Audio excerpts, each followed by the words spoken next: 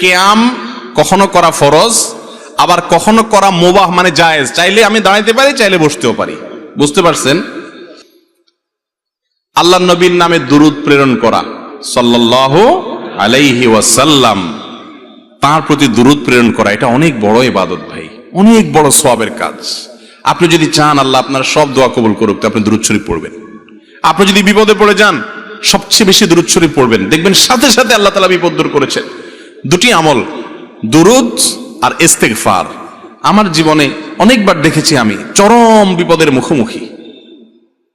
এই দুইটা আমল প্রতি মুহূর্তে করতে থেকেছি, আল্লাহ তাআলা অলৌকিকভাবে, অবিশ্বাস্যভাবে সাহায্য করেছেন। নবী করিম সাল্লাল্লাহু আলাইহি ওয়াসাল্লামের হাদিস থেকে স্পষ্ট বোঝা যায়, দুরূদ এবং ইস্তেগফার এই দুইটা আমল কোনো বিপদগ্রস্ত মানুষ যদি করতে থাকে, আল্লাহ রাব্বুল আলামিন তার জন্য এমন পথ বের করে দেন, সে কল্পনা করতে পারে না বিপদ দূর করার।